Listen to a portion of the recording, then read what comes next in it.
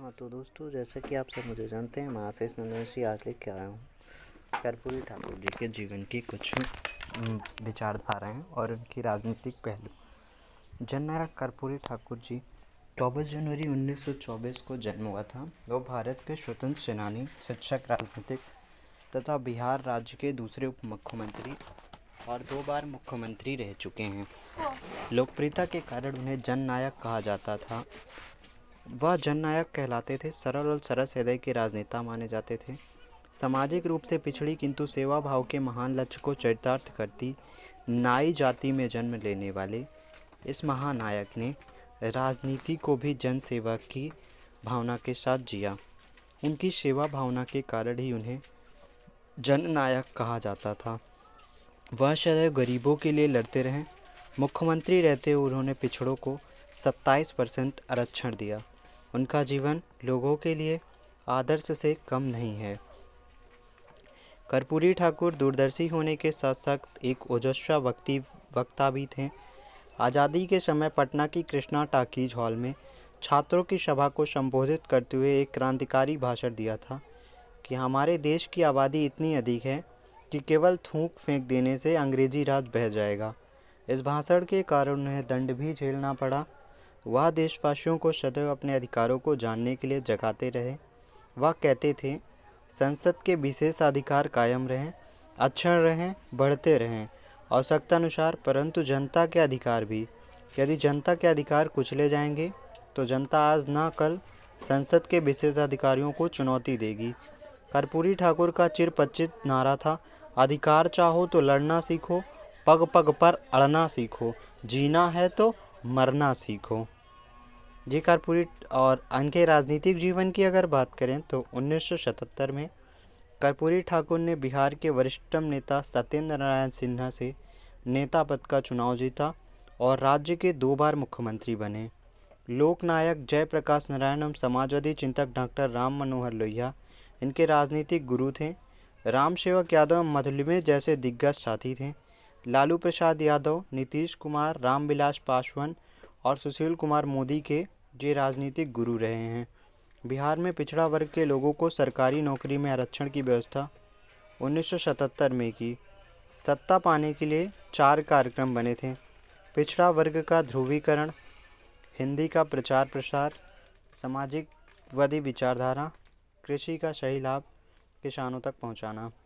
और इनके ईमानदारी की अगर बात करें तो कर्पूरी ठाकुर बिहार में 1 बार उप मुख्यमंत्री, 2 बार मुख्यमंत्री और दशकों तक विधायक और विरोधी दल के नेता रहे।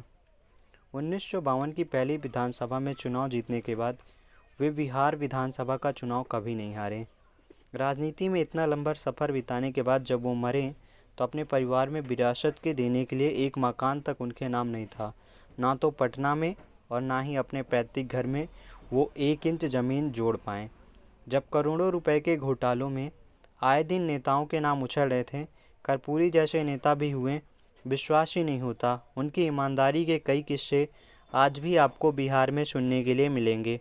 उनसे जुड़े कुछ लोग बताते हैं कि कर्पूरी ठाकुर जब राज्य के मुख्यमंत्री थे तो उनके रिश्ते में उनके बहनोई उनके पास नौकरी के लिए गए और कहीं सिफारिश से नौकरी लगवाने के लिए कहा।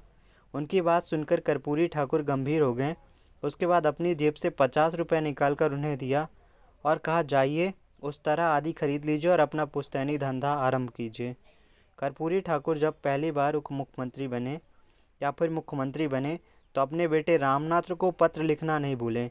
इस पत्र में क्या था, इसके बारे में रामनाथ कहते हैं कि पत्र में 3 ही बातें लिखी हुई थी। तुम इससे प्रभावित नहीं होना, कोई लोभ लालच देगा तो तुम इस लोभ में मत आना, मेरी बदनामी होगी। रामनाथ ठाकुर इन दिनों भले राजनीति में हों और पिता के नाम का लाभ भी उन्हें मिला हो, लेकिन कर्पूरी ठाकुर ने अपने जीवन में उन्हें राजनीतिक तौर पर आगे बढ़ने का काम नहीं किया। उत्तर प्रदेश के कद्दावर नेता हेमवती नंदना बहुगुड़ी ने अपने संस्मरण में लिखा है कि कर्पूरी ठाकुर की आर्थिक तंगी को देखते हुए देवीलाल ने पटना में अपने एक हरियाणवी मित्र से कहा, कर्पूरी जी कभी आपसे 5-10 हज़ार रुपये मांगे तो आप उन्हें दे देना, वह मेरे ऊपर आपका कर्ज रहेगा। बाद में देवीलाल ने अपने मित्र से कई बार पूछा, भाई कर्पूरी जी ने कुछ मांगा? हर बार मित्र का जवाब होता, नहीं साहब, वे तो कुछ मांगते ही नहीं। और नेक्स्ट, कर्पूरी जी के मुख्यमंत्री रहते हुए उनके क्षेत्र के कुछ सामंती जमींदारों ने उनके पिता को सेवा के लिए बुलाया। जब वे बीमार होने के नाते नहीं पहुंच सके तो जमींदार ने अपने लठैतों से मारपीट कर लाने का आदेश दिया, जिसकी सूचना किसी प्रकार जिला प्रशासन को हो गई। तो तुरंत जिला प्रशासन कर्पूरी जी के घर पहुंच गया और उधर लठैत पहुंचे ही थे। लठैतों को बंदी बना लिया गया, किंतु कर्पूरी ठाकुर जी ने सभी लठैतों को जिला प्रशासन से बिना शर्त छोड़ने का आग्रह किया। तो अधिकारी गणों ने कहा कि इन लोगों ने मुख्यमंत्री के पिता को प्रताड़ित करने का कार्य किया है, इन्हें हम किसी शर्त पर नहीं छोड़ सकते। कर्पूरी ठाकुर जी ने कहा, इस प्रकार के पता नहीं कितने असहाय, लाचार एवं शोषित लोग प्रतिदिन लाठियां खाकर दम तोड़ते हैं, काम करते हैं, कहाँ तक किस किस को बचाओगे? क्या सभी मुख्यमंत्री के माँ बाप हैं? इनको इसलिए दंडित किया जा रहा है कि इन्होंने मुख्यमंत्री के पिता को उत्पीड़ित किया है। सामान्य जनता को कौन बचाएगा? जाओ प्रदेश के कोने कोने में शोषण उत्पीड़न के खिलाफ अभियान चलाओ और एक भी परिवार सामंतों के जुल्म सितम का शिकार न होने पाए। लठैतों को कर्पूरी जी ने छुड़वा दिया। इस प्रकार वे पक्षपात एवं मानवता का मसीहा कहा जाना अतिशयोक्ति नहीं है। 80 के दशक में की बात है एक कि बिहार की विधानसभा की बैठक चली थी। कर्पूरी विधानसभा में प्रतिपक्ष के नेता थे। उन्होंने एक नोट भिजवाकर अपने ही दल के एक विधायक से थोड़ी देर के लिए उनकी जीप मांगी। उन्हें लंच के लिए आवास जाना था।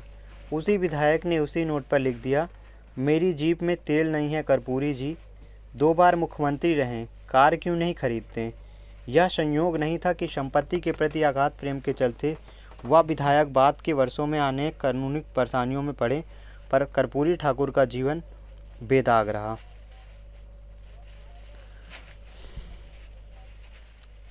एक और कर्पूरी ठाकुर जी का, तो कर्पूरी ठाकुर जी वाणी पर कठोर नियंत्रण था। वे भाषा के कुशल कारीगर थे। उनका भाषण आडंबर रहित, ओजस्वी, उत्साहवर्धक तथा चिंतन पारक होता था।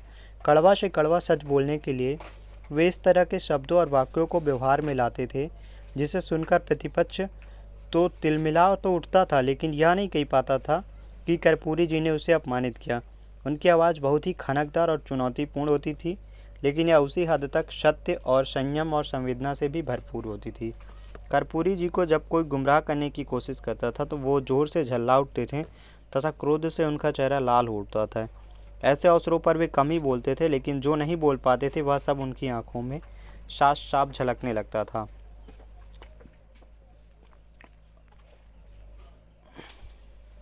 कर्पूरी जी को कुछ लिखते समय ही कर्पूरी ठाकुर को नींद आ जाती थी, तो नींद टूटने के बाद वे ठीक उसी शब्द से वह बात लिखवाना शुरू करते थे जो लिखवाने के ठीक पहले वे सोए थे।